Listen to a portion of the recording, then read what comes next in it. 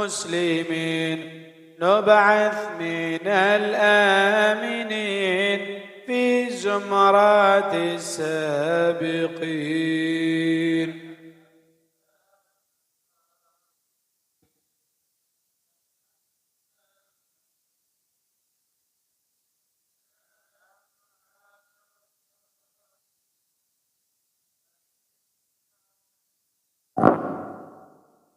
بجاه طه الرسول جت ربنا بالقبول، وهب لنا كل سول، رب استجب لي امين.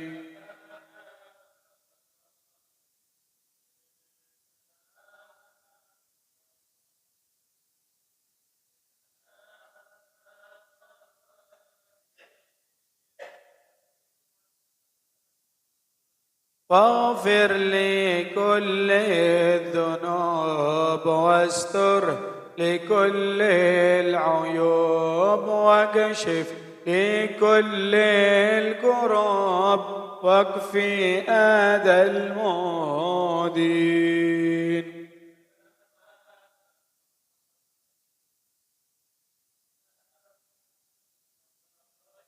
الله يا أرحم الراحمين، واختم بأحسن ختام إذا دنا الانصرام، وحان حين الحمام، وزاد رشح الجبين. يا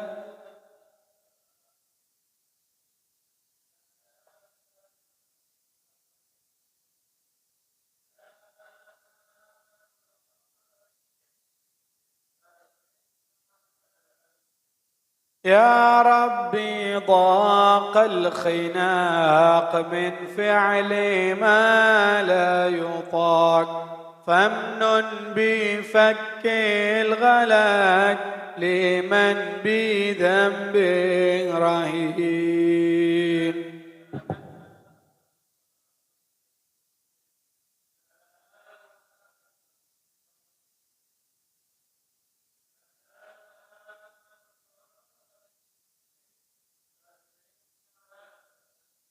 ثم الصلاة والسلام على شفيع الأنام، والآل نعم الكرام، والصحب والتابعين يا أرحم الراحمين.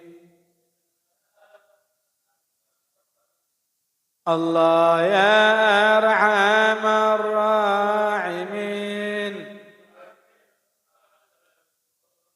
واختم بأحسن ختام إذا دنا الانصرام، وحان حين الحمام، وزاد رشح الجبين يا أرحم الراحمين.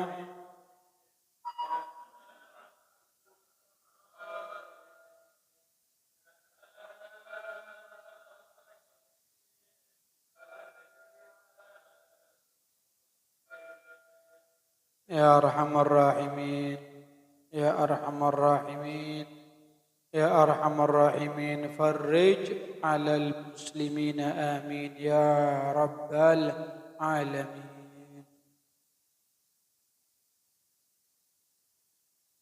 السلام عليكم ورحمة الله تعالى وبركاته. بسم الله الرحمن الرحيم. الحمد لله رب العالمين، وبه نستعين على أمور الدنيا والدين، والصلاة والسلام على أشرف الأنبياء والمرسلين سيدنا ومولانا محمد وعلى آله وصحبه أجمعين. اللهم وصل وسلم وبارك وكرم على سيدنا ومولانا محمد مفتاح باب رحمة الله عدد ما في علم الله صلاة وسلاما دائمين بدوام ملك الله وعلى آله وصحبه سبحانك لا علم لنا إلا ما علمتنا إنك أنت العليم الحكيم ولا حول ولا قوة إلا بالله العلي العظيم أما بعد.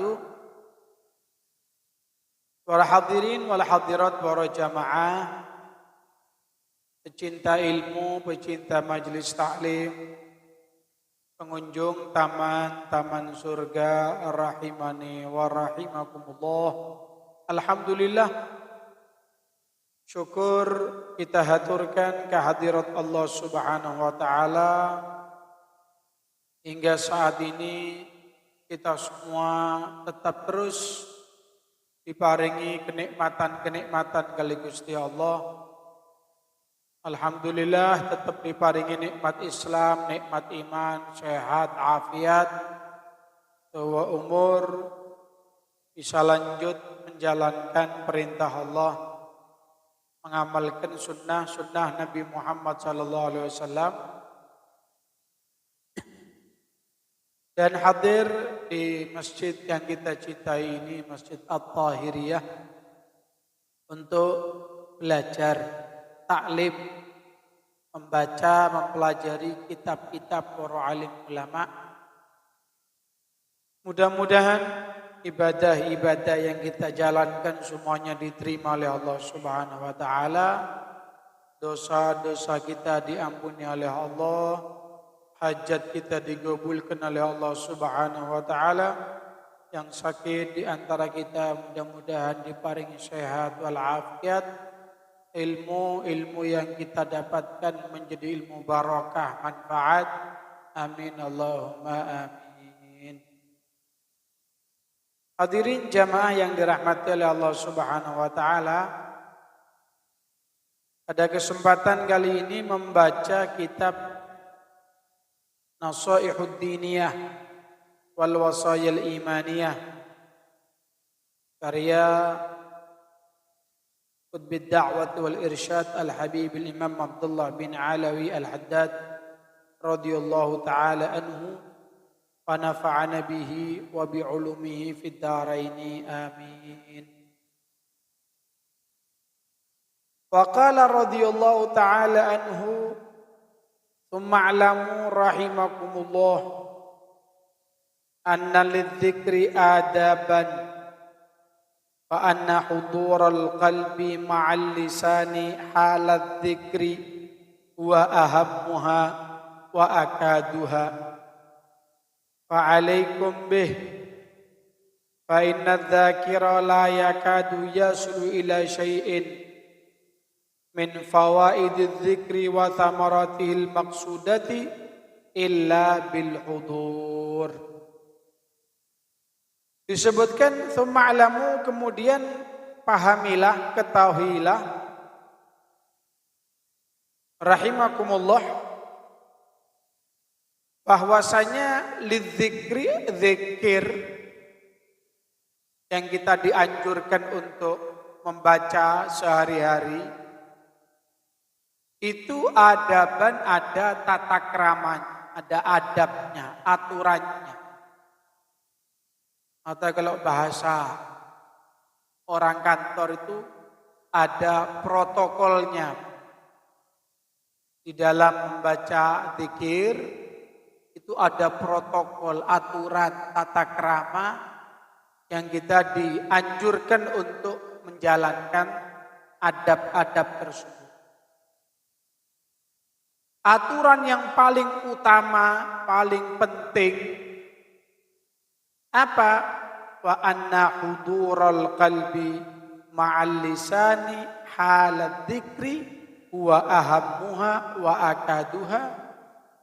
Yang paling penting, yang paling utama ketika kita berzikir adalah hadirnya hati bersama lesan tatkala berzikir. Jadi waktunya kita mengucapkan zikir, entah itu alhamdulillah, entah itu mungkin la ilaha illallah, entah itu mungkin subhanallah. Nah, ketika kita lisan ini mengeluarkan, mengucapkan kalimat tersebut, ini ada sambungan yang terus ke dalam hati. Ya, jadi nyambung. Jadi lesan bersuara, hati ini nyambung. Hadir hatinya. Kalau cuma sekedar suara-suara tok, hati ini kosong, ya ake tunggal Kang, ake tunggal. Kari nyetet HP ku di YouTube sampai meminta zikir apa ya? Cetetan wis. Sak jam, rong jam. Kan cuma suara tok. Hanya sekedar suara. Ya bahkan hewan pun ya bisa niru kan. Kayak burung apa itu? Burung beo itu ya. Allah, Allah, Assalamualaikum. Ya cuma sekedar suara. Ya kita kan bukan makhluk mati kayak YouTube atau seperti hewan. Ya. Jadi ketika kita ini berzikir, usahakan ada kaitan. Kalau bahasanya HP itu connect, nyambung, ada koneksi. Ya mulut berbunyi, ya hati ini bergetar. Oh itu istimewa tuh Pak. Luar biasa ya. Coba diusahakan ya, diusahakan. Kata beliau, seseorang itu kalau kepingin dapat hasil utamanya zikir, itu sudah hampir bisa dipastikan 90% lebih ada paling utama ini, hadirnya hati sama lisan bersamaan. Itu kemungkinan besar hasilnya dia dapatkan. Kalau cuma sekedar lesan-lesan tok, anter-anteran, kebut-kebutan, itu kan bagus berzikir. Ya monggo, saya tidak menyalahkan. Insya Allah tetap dicatat pahala kok, ganjaran itu tetap ada.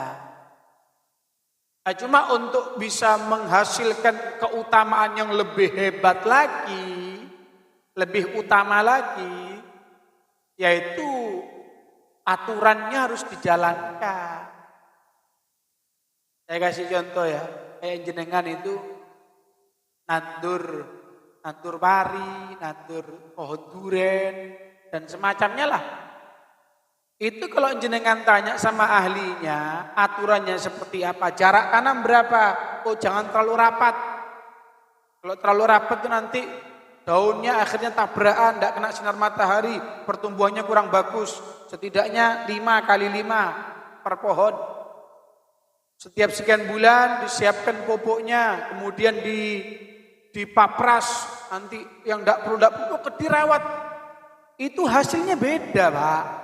Sampai tanya sama yang ahli dalam urusan nandur itu. Ketimbang cuma sekedar tuku beli bibit, dicelupkan, ya mungkin tidak tahu sudah kapan-kapan kadung cokul ya. Cokul wes. Kalau tidak dicolong dulu sama codot atau sama mahlik gitu ya. Saya ini pernah pengajian di Kalibaru Pak. Kalibaru itu kan banyak perkebunan kopi di sini. Panahnya sudah itu pas bulan Muharram. Di masjid besar, itu yang hadir kebanyakan emak-emak muslimat. Bapak-bapak sedikit, malam acaranya. Muharraman itu. Saya tanya-tanya sama panitia ini kan bahasa Madura, di mareng-mareng laki dengan muslimin di oh tidak ada. Oh ternyata mereka sedang menjaga kebunnya. Turun nang kebunan. Kenapa? Harganya kopi mahal. Itu Pak, ya maling itu sudah. Banyak maling, dicolong. Nah kalau maling nyolong itu tidak milih merah, hijau, kuning, wis langsung tebas-tebas ya Makanya sampai nginep-nginep. Regone larang kan eman-eman. Jadi yang hadir pengajian cuma kebanyakan muslimatnya saja. Nah itu kan mereka sudah ahli, aturannya dipakai. Oh kalau nandur kopi itu yang bagus di daerah pegunungan, MDPL, ya ketinggiannya sekian, hasilnya bagus. Pupuknya pakai yang ini. Jadi kalau sudah SOP standar operasional dilaksanakan, beda hasilnya, itu beda. Dan itu berlaku untuk semuanya, termasuk urusan dzikir. Kita dzikir, gitu tok. Apa ada hasilnya? Ya insya Allah pahala dapat. Cuma untuk mendapatkan fadilah yang lebih bagus, lebih berbobot, hasil yang istimewa, ya SOP tidak dijalankan kok. Gimana? Sulit. Nah makanya ayo ya, mungkin jenengan bisa, tapi repot Habib. Kalau saya itu pas istighosan atau mungkin pikiran tahlil yasin itu rutinan malam Jumat, ya kurang bisa membangun suasana Ustaz. Karena orang itu nanti ya macam-macam lah, kok katon wong iki, katon wong iki enggak bisa khusyuk. Ya usahakan pas tahajud coba. Sampean pahami dulu artinya yang mau dibaca ini apa. Kan gampang sekarang nyari Pak, so repot. Bacaan la ilaha illallah, tahu semuanya artinya. Alhamdulillah tahu semuanya. La haula wala quwata illa billah tahu semuanya. Sampean baca pelan-pelan. Sambil diresapi maknanya, antara lesan baca, hati juga nyambung. Di keheningan malam, orang banyak tidur, itu beda Pak, lain wis tak. Tidak sama, rasanya itu beda. Apalagi terus dengan memang ada masalah gitu ya. Insya Allah hampir dipastikan berlinang air mata. Cobaan ya. Pas ruwet ada urusan ini, bangun tahajud qiyamul lail. Zikir Allah tak beda Pak. Allah. Pelan-pelan sambil hati juga membaca. Oh enggak lama, berapa kali baca langsung netes sudah. Ya. Ketika SOP dijalankan seperti itu. Adab-adab. Bahkan kalau bisa didukung semuanya. Dari pakaiannya, tempatnya itu dibikin senyaman mungkin mendukung untuk zikir kita ini enak. Ya sekarang kalau andai kata jenengan mau zikir Pak wiritan, terus di samping kita mungkin ada kotoran, ya kan gimana mau khusyuk? Ya itu Beb ya, saya pas mau wiritan zikiran di sebelah saya ini ada yang goreng merenying, panter, ya repot. Makanya jenengan kenapa lihat banyak ulama-ulama kita itu acara-acara menghidupkan bukhur, dupa, ya dupa itu. Itu untuk membangun suasana yang nyaman, harum, sehingga untuk khusyuk itu lebih mudah. Makanya kan ada namanya aroma terapi, itu membangun suasana supaya nyaman kita ini. Kalau bahasa anak muda sekarang ini supaya moodnya ini enak. Buat zikir, buat ibadah itu nyaman. Dan juga ala toharotin wa nadhafatin tamatin. Usahakan pas zikir yang mau khusyuk, serius zikir itu, usahakan toharo, bersih, suci, wangi, ganteng, denes wes resmi. Repot Pak, andai kata kita dalam kondisi, mohon maaf mungkin kondisi badan masih peliketan atau jangget-jangget itu ya. Kemudian baju ini mohon maaf mampu dan itu mau khusyuk repot Pak. Baru Allah sereng lewat pambune kelek. Ya repot mau khusyuk. Tapi kalau jenengan mandi duluan yang bersih, wangi, sabunan, sikatan, sampoan, kemudian kelek-kelek ini dikasih penutup supaya tidak lebus gitu Pak. Pakai parfum, sejadah yang wangi, sama surbannya yang rapi, dihidupkan pewangian. Aduh enak, dibuat ibadah. nyaman. Itu membantu kita untuk semakin mudah khusyuk menghadap kiblat. Mutriqan sakinal atraf ka'annahu fis shalah, dan usahakan kalau memang mau zikir yang serius yang khusyuk itu pandangan mata nih mohon maaf jangan jelalatan.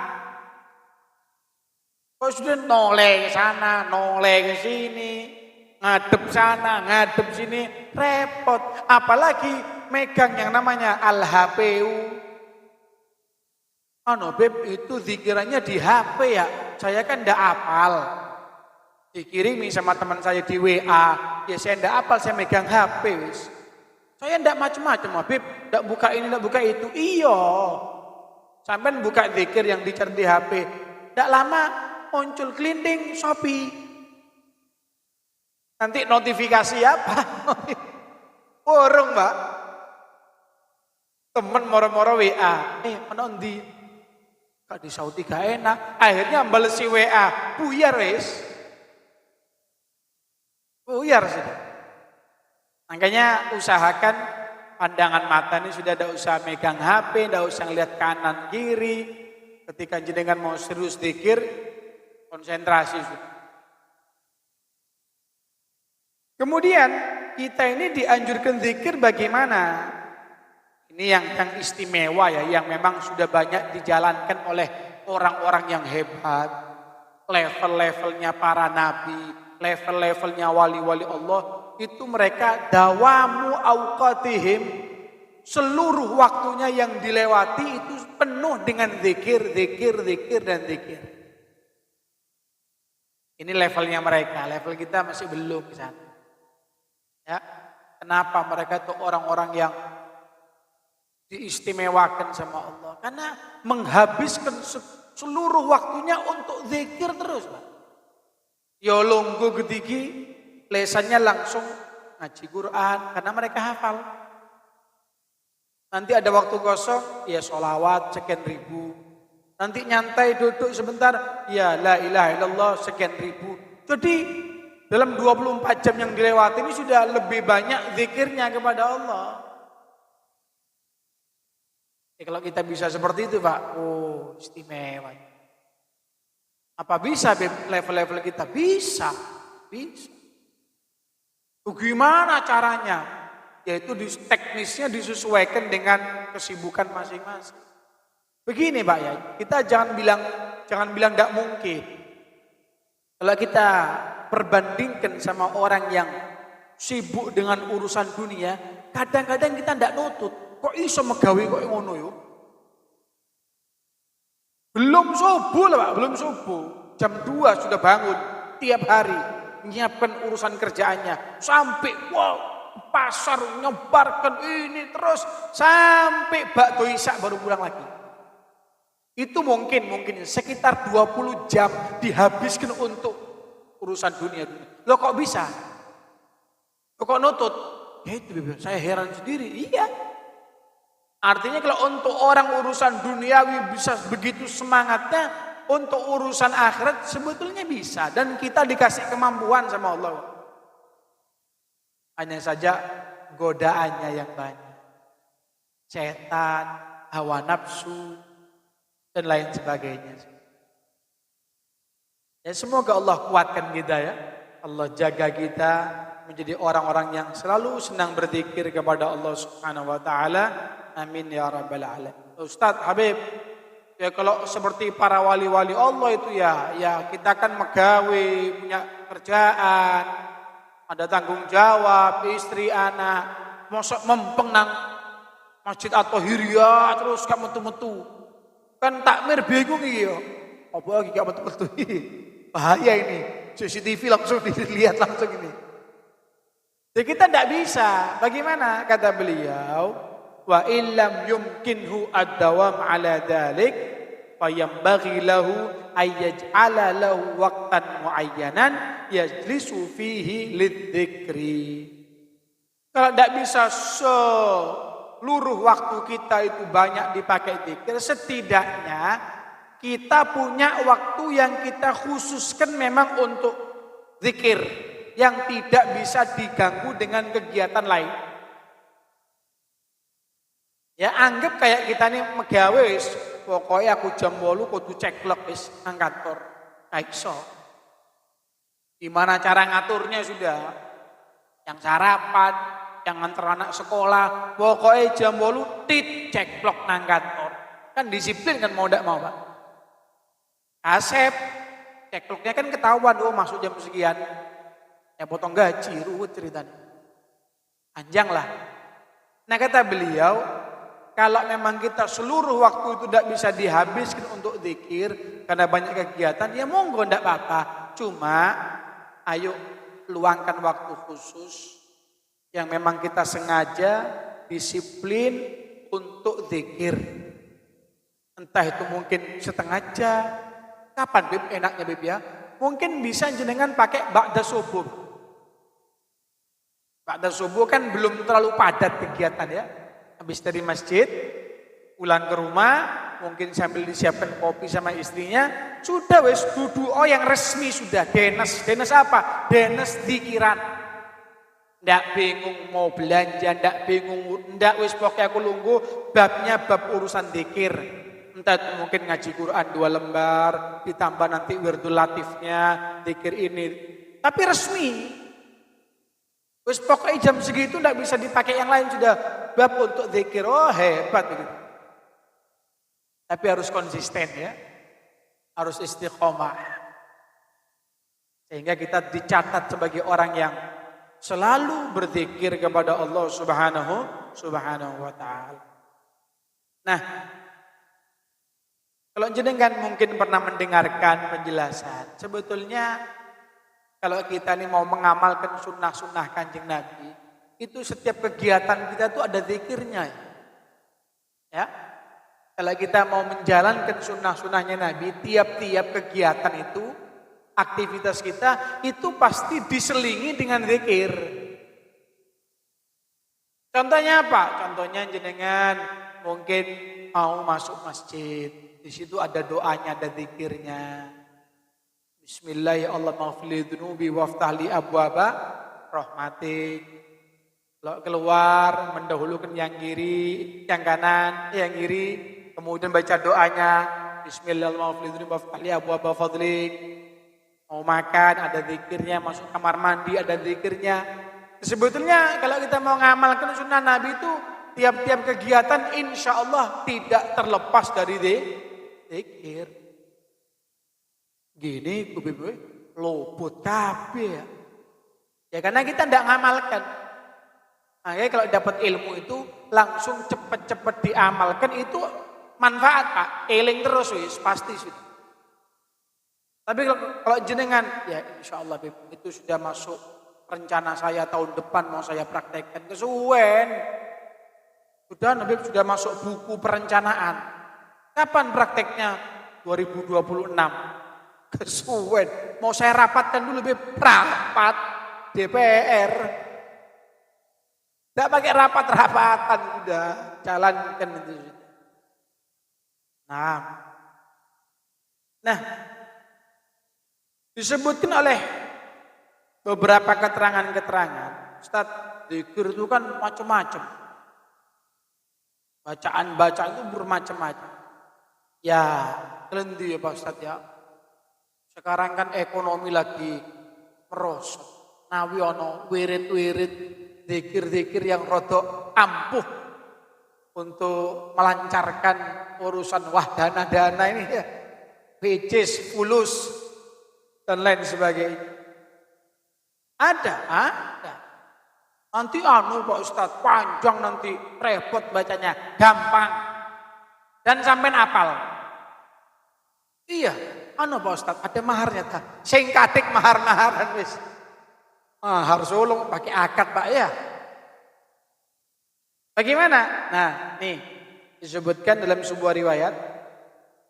Zaman baginda Nabi Muhammad SAW, orang-orang musyrik itu pernah menawan anak dari sahabat yang bernama Auf bin Malik al-Ashja'i. Namanya Salim, putranya itu namanya Salim. ditangkap sama orang musyrik, ditawan. Sehingga Auf ini kebingungan. Kenapa? Karena dia sudah sepuh, sudah tua. Yang menjadi tulang punggung ekonomi ini anaknya, si Salim ini. Ketika anak ditangkap sama orang musyrik, sehingga dia tidak bisa megawe, otomatis orang tuanya kerepotan. Ini pelajaran juga untuk kita semuanya ya. Ketika jenengan sudah punya orang tua yang sudah sepuh, tidak bisa lagi untuk megawe, suruh istirahat. Wis. Sekarang tugasnya anak gantian. Ngomong sama orang tuanya, Pak, Mak, wis sampai istirahat, wis pensiun. Biar saja yang kerja, sampai butuh-butuh apa ngomong sudah. Begitu seharusnya. Bahkan kalau perlu jangan sampai nunggu orang tua minta wis. Paham sudah. Namanya butuh makan kok. Berasnya dicek, listriknya gimana, tagihan-tagihan, megang duit apa enggak. Gitu. Jangan sampai orang tua tanya, "Le, kon ono duit ta le? Bapak gak nyekel duit." Keleru si anak, kurang ajar itu namanya. Jangan begitu, harus paham sudah, ngerti. Gantian sudah bapak, orang tua, emak ini pensiun, tugasnya anak sekarang. Nah ini, ada seorang putra, anak namanya Salim ditangkap sama orang musyrik. Dia ini tulang punggung ekonomi keluarga. Orang tuanya sudah sepuh. Bingung Pak. Gimana nih caranya makan? Tidak punya apa-apa. Akhirnya mendatangi Nabi Muhammad sallallahu alaihi wasallam. Wasyakal faqah ilaih. Mengadu kepada Nabi tentang ekonomi. Anak-anak jangan rame. Mengadu urusan ekonomi. Allah hebat baginda Nabi ya sallallahu alaihi Muhammad. Jadi segala keluhannya umat itu ya diterima sama Kanjeng Nabi. Urusan ekonomi itu wadul ke Kanjeng Nabi ya dilateni. Kalau saya terus datangi sampean sambat urusan ekonomi, ya podo-podo sambat le. Lendi Pak Ustadz, pasaran sepi nggih podo le. Ini untung Kanjeng Nabi ya diterima.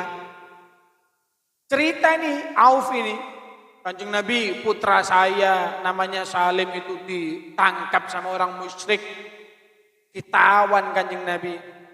Ini ibunya, istri saya ini ketakutan Kanjeng Nabi. Kita juga tidak punya apa-apa di rumah yang mau dimakan. Yang kerja tiap hari itu ya putra saya Kanjeng Nabi. Kira-kira ada perintah apa dari jenengan dari sampean Kanjeng Nabi? Apa pesan baginda Nabi? Ittaqillaha wasbir. Nomor 1, takwa kepada Allah. Jangan sampai gara-gara urusan ekonomi meninggalkan iman kepada Allah. Jangan, pertahankan lo ya. Ini pesan yang hebat nih Pak. Kadang-kadang orang bisa goncang imannya gara-gara urusan ekonomi. Oh banyak begitu. Sekelenti mana kemarin ini hing mangan isut. Paran-paran wis haram ya haram. Timbang sing mangan isut kelenti mari ini. Zaman gede ki ngolet kang halal, kang haram ben soro. Ini ucapan bahaya nih ya.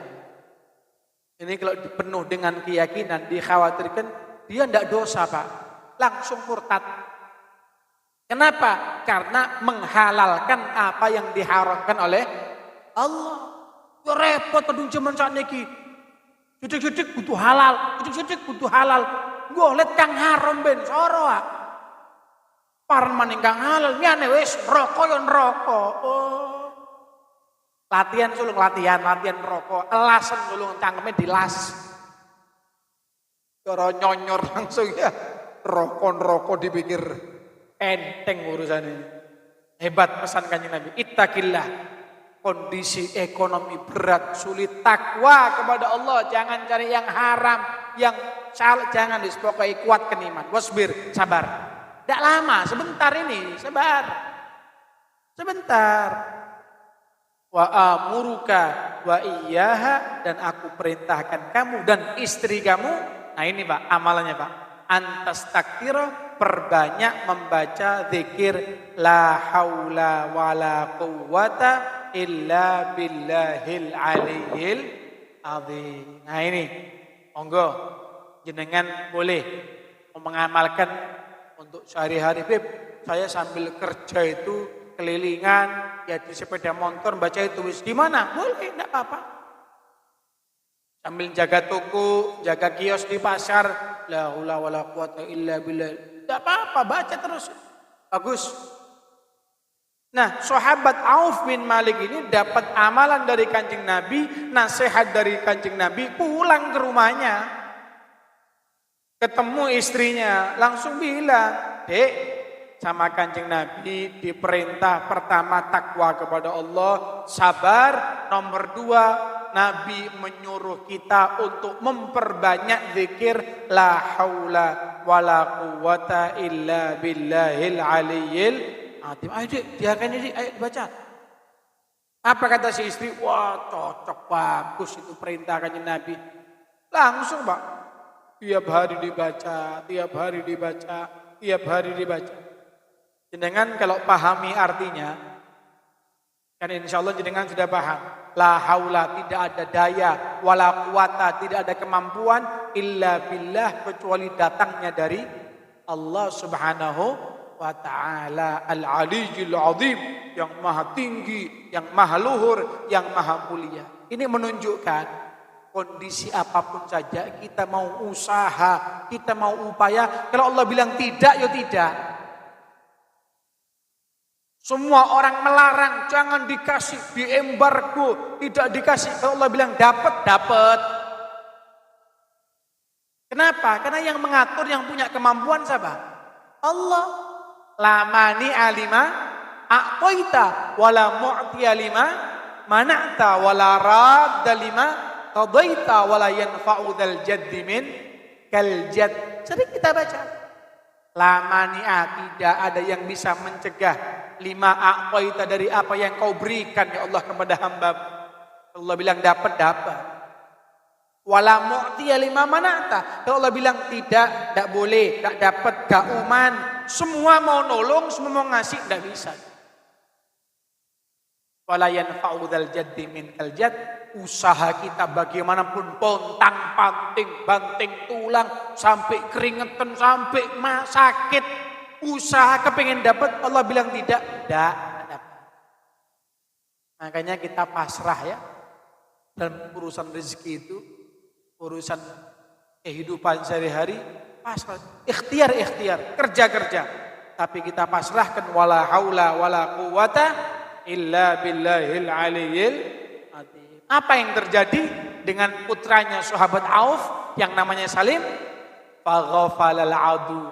Dia mengambil kesempatan ketika orang-orang musyrik itu lalai, lengah, langsung melepaskan diri, Pak. Bukan hanya itu. Kambing-kambingnya, punyanya orang-orang musyrik dibawa sama dia. Sampai tahu enggak jumlahnya berapa? Arba'atu alafi syatin, petangewu. Pulang ke rumahnya membawa kambing sebanyak 4.000 kambing. Jadi kalau duit sekarang Pak, miliar Pak. Miliar. Satu kambing anggap sudah 3 juta begitu ya harganya. Dikalikan 10, 30. Kalikan 100, 300. Kalikan 1.000. 3M. Dikali 4. Ber-M sudah. Pulang juragan wedus. Barokah menjalankan perintah Nabi Muhammad sallallahu alaihi wasallam. Beb, tadi itu bisa kalau dipakai mungkin urusan Pak Ustaz, utang-utang. Baca enggak apa-apa. Mungkin yang punya utang-utang kepengin cepat beres urusannya, ya baca zikir itu. Ya sekali lagi tapi nggih, monggo zikir dibaca tapi tetap nyambut gawe, tetap kerja. Wiritan tok diteter-teter sampai pedot tasbene tapi gak megawe. Ya repot urusan ini. Kita ikhtiar, kita jalankan, kita laksanakan, dibantu dengan zikir, dibantu dengan doa begitu, Pak. Dan juga zikir la haula wala quwata illa billahil alil azim tadi itu sebagian ulama menyebutkan di antaranya Imam Nawawi dalam keterangan kitab Adhkar mengatakan untuk menyelamatkan dari penyakit ain. Tahu ain? Penyakit mata. Karena orang itu kadang-kadang punya kenikmatan, ada rumah bangun, kemudian nanti mungkin wajahnya cantik, tampan, ganteng, anaknya Masya Allah. Itu kadang-kadang Pak ada pandangan-pandangan manusia yang memuji, yang mengagumi, bisa jadi sakit mata, akhirnya naudzubillah min dzalik, bisa nanti jatuh, bisa rumahnya nanti ada maling, nanti ada yang ngobongan, nanti moro-moro sakit apa, itu penyakit mata namanya Pak. Jadi mulai dulu sudah ada itu. Nah makanya kenapa nih saya dapat keterangan anak-anak bayi itu, anak-anak yang masih balita, kadang-kadang dikasih bedaknya itu kayak donat gitu Pak.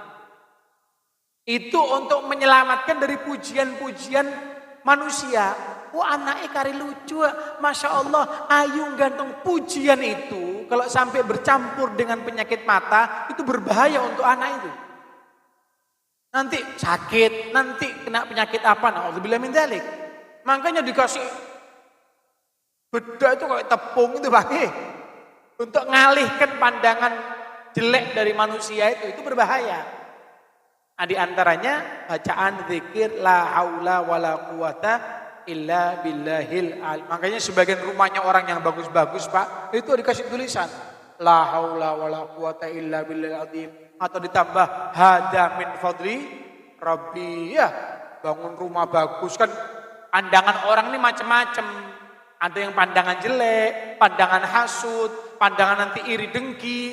Ya mengatakan aku bisa membangun semacam ini semua semata-mata itu karena bantuan upaya dari Allah Subhanahu wa taala, bukan semata-mata usaha manusia, tidak, bukan semata-mata karena hasil keringat tidak, tapi semata-mata itu anugerah dari Allah Subhanahu wa taala. Ya mudah-mudahan selamat semuanya, dijauhkan dari pandangan-pandangan jelek. Allah jadikan kita orang-orang yang gemar berzikir, mengingat kepada Allah Subhanahu wa taala, dan semoga zikir kita diterima oleh Allah Subhanahu wa taala. Amin ya rabbal alamin. Rabbana anfa'na bima 'allamtana. Rabbi 'allimna alladhi yanfa'una. Rabbi faqina wa faqih ahlana wa qarabatin lana fi dinina ma'a ahlil qudri untha wa dzakar. Rabbi wafiqna fikum lima tartadi qawlan wa fi'lan karama. وارزق الكل حلالا دائما واحل أضقيا علما نحظى بالخير وفكل شر. اللهم اهدنا بهداك واجعلنا ممن يسارع في رضاك ولا تولينا وليا سواك فلا تجعلنا ممن خالف أمرك وعصاك. حسبنا الله ونعم الوكيل ولا حول ولا قوة إلا بالله العلي العظيم. صلى الله على سيدنا محمد وعلى آله وصحبه وسلم والحمد لله رب العالمين. بركة الفاتحة. أعوذ بالله من الشيطان